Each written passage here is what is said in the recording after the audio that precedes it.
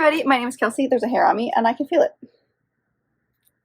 Hi everybody, my name is Kelsey and we're about to get very, very nerdy with items and things that I have been influenced to buy that are book related.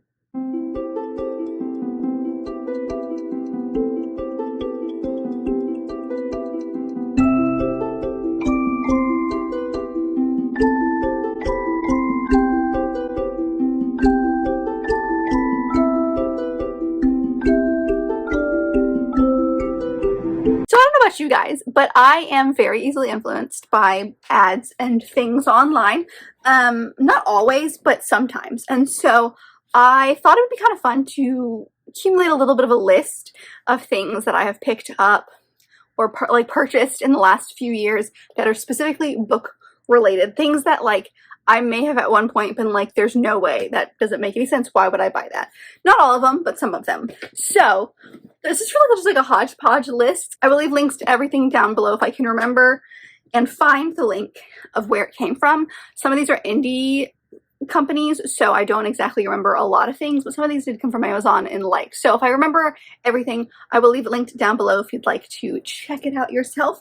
Obviously, we're not going to include books because if we were including books, I would put my entire library on here. So let's just dive in. There's not really any rhyme or reason to this list. I just thought it'd be kind of fun to talk about some things that I have been influenced to purchase. So let's dive in. The first one's going to sound a little silly because I've had it for a very long time, and that's my Kindle. I was actually very influenced to buy my Kindle by one of my friends right after I graduated college. I swore I was never going to read ebooks. I mean, I had the Kindle app on my phone, but I only used it for free books that I found. Kindle Unlimited wasn't a thing back then, but I did have books that were free that you could purchase online, and so I did have it for those, but they were never any good, I guess. Those books were always just kind of silly palate cleanser type stories, and so I was never a Kindle person. I didn't think I was ever going to really dive into having a Kindle,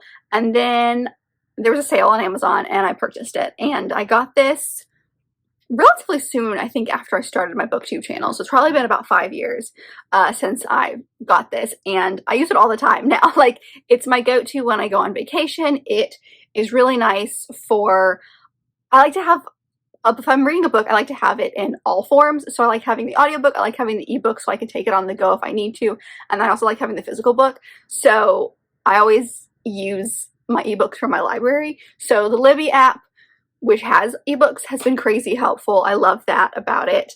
And in the last couple of years, I've gotten into e-arcs, and so those are where I read my e-arcs. So it's been very, very handy, but I swore I was never going to be a Kindle person. I was always a physical book person, and here we are. So I feel like you guys know I love physical books, but Kindles are very, very useful, and mine is crazy old. The thing is falling apart. It sometimes doesn't work. I have to restart it more times than not.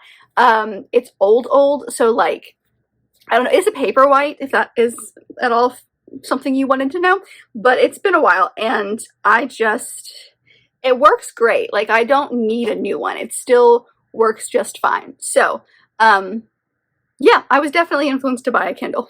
So number one. Another one is these little metal, I call them metal bookmarks, but they're metal darts. So I got these on Amazon, so I'll make sure I leave them linked down below. You can tell that there's a bunch in here if I could get it open. So it's exactly what it sounds like. They're these little metal darts that you can put over the page if you want to mark a page or something. I use them for buddy reads. So when I do buddy reads with my friends, I personally need a schedule. So I always map out, if we're going to read this in a week, if we're going to read this in a month, whatever it is, if I need to map out how long we have to read and how many pages we're going to read every day, and then I mark them with these. Now you can use these just kind of like tabs in your book. So if you have a point or a line or something that's really important to you, these are just more metal sustainable kind of than the paper ones that I use, but you use them for whatever. That's what I use them for. But I definitely saw these. Oh no, it's been a long time. I can see your face, Emma. Does that ring a bell to anybody?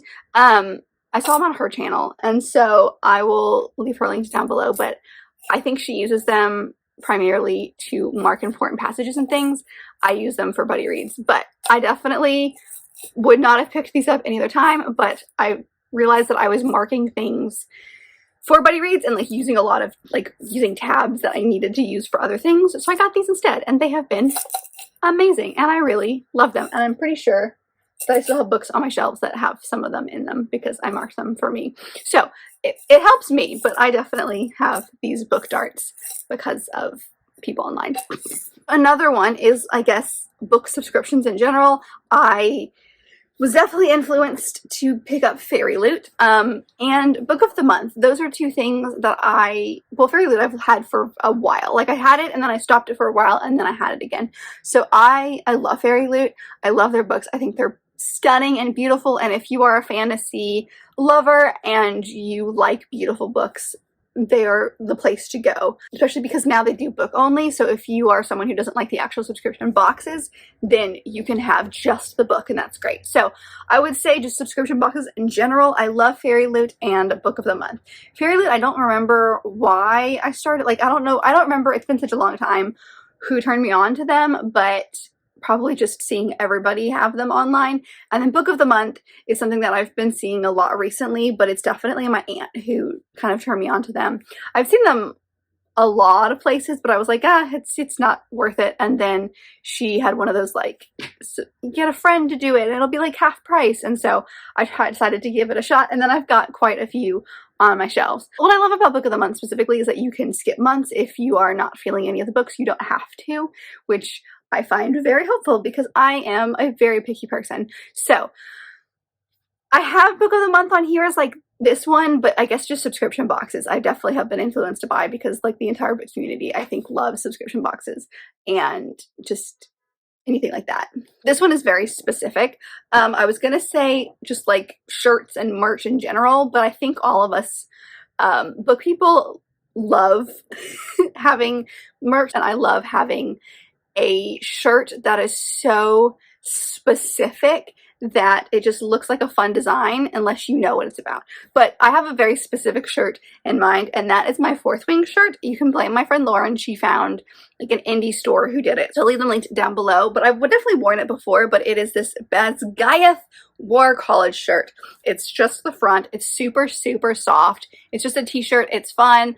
I love it. It's so specific. This is what I mean. It's so specific that if you've read Fourth Wing, you know what this is, or if you know anything about Fourth Wing, you probably know what this is. But if you don't, you're just oh, that's a fun design, and then you move on. It looks like a graphic tee and that's it. So I love things like that. I really want to get an ACOTAR and a From Blood and Ash shirt that are similar to this. I have a From Blood and Ash shirt in my brain that I found online that is very specific, that just looks kind of cute unless you know. So I would say just merch in general, but I'm thinking of this shirt specifically because I became obsessed with Fourth Wing because of Lauren, and now we are Fourth Wing obsessed together, and it's great. So this shirt for sure is one that I picked up because of people online, and all the hype with Fourth Wing. Can we just make an entire bullet point on this list just be Fourth Wing? The next one is book sleeves. Okay, and I'm holding this up because I don't know if you can tell, this entire thing is just book sleeves. I have a bunch specifically from one company who has rebranded, so I'm trying to remember what their new brand is. Something about chapters. That's so bad. But it was Book Nook sleeves, and they had these. I mean, I was a rep for them for a while, so I have so many. I have so many book sleeves. Do I need this many? No, but I do love book sleeves because they keep your book super safe, and especially when it comes to paperbacks, that's what I have the biggest trouble with, is paperback books specifically. Hardbacks, I'm not going to hurt, but paperbacks, they need to go in something, and there's just so many fantastic ones. I have some that I got from Fairy Loot that are specifically waterproof. If you are a book person, I feel like you need to have a book sleeve. So I never bought any of these until I became a rep, and then right before I became a rep, and then I bought a bunch. So I have so many for all the different types of year. I mean, I've got this one that has a nice little spot right here for your Kindle. I have so many. Book sleeves, just put that out there. I've been influenced by so many companies because they just they really protect your books, and I like highly recommend them because of, like, I'm really hard on my books, especially when traveling, so these make it really nice so that I don't hurt my paperbacks specifically, but books in general. I have a lot here. I have a lot. The next one is purely aesthetic, okay? There is no use for this. Everything else on this list has a use of sorts. This one does not. And that is art inserted into the book. I don't even know what you would call it, but they're literally pieces of art that go inside books. I've gotten so many. Almost my entire, not the entire ACOTAR series, but a lot of the ACOTAR series has inserted art. I'll show you some of them. So like, for example, I just found one. Where did it go? Here we go. This one. It's literally just like a page that you inserted in between. And it's art. I've got a handful of them throughout the book. There's about 5 here. Here's another one right there. So that's one. I have them for Kingdom of the Wicked as well. Let me show you one that's not gross, because the first one is super bloody. Okay, so like this one, it literally goes in front and in between pages. I love them. I think the art is stunning. I also have some in Choosing Theo here, which is a different company. I can't remember the company that I usually get them from. It's called Reading something. I'll leave it down below. I'm really good at this, but they have beautiful art as well, and I just think it's stunning. Okay, I have way more. Like my Curl Print series has them as well. Like I have a bunch more in a bunch of different books, but those are just a handful of ones that I have that I love. It's, like I said, purely aesthetic. There is no reason to have them except for to make your books prettier, so that's why I have them, and I just think they're stunning, and I'm obsessed with the art in them. And they pick, there's usually about 5 in a story, and they pick really important scenes to show off. So I just love it. It's a way to have like art in a book, because like I'm really bad about, like, I love art but I don't know where to put it, so I like having it in a book, and that way like there's a logical reason for it. There's not, but there is, you know? So that's probably the biggest like self-indulgent thing on this list. The next one is purely, it's going to look really weird unless you follow me on Instagram, because it's an Instagram prop, and that is this piece of wood. Okay, super random. I think I picked this up from Amazon.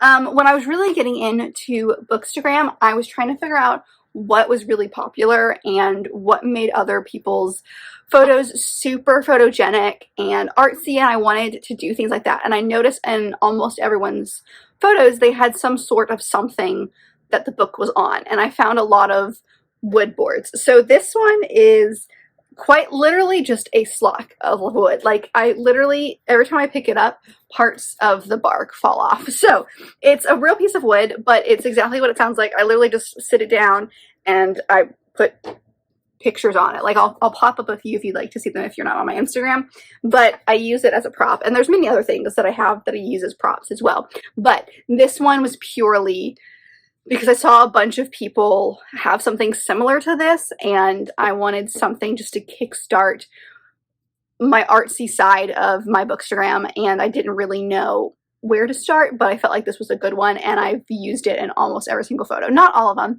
but almost all of them, and I swear by it. And also it's just really nice, like you could put it on like your coffee table and use it as like a centerpiece. Like there's so many things you could do with this block of wood, but I like it because it's so versatile and I can use it for any season. Like there's definitely things and props that I use on Instagram that like would only work for like the Christmas season or the fall season, whereas this can translate to any time of the year. And if I put this in a photo, it's almost always automatically going to look nicer. So it's kind of like a one-way, one-ticket stop to make all my pictures look nice. So yeah, that's super random. Actually, you probably would have seen it here because I do use it in my overlays when it comes to like my wrap up and my haul. So yeah, it's just an Instagram photo artsy prop is what that is. Another thing that I have been influenced to purchase, aka that my husband actually, I guess I must have mentioned it because he picked it up, and that is my TBR cart. So I'll pop in a photo here that you guys can see it, but it's this really short cart. We have it over in the corner of our room, and it's been really nice. It's exactly what it sounds like.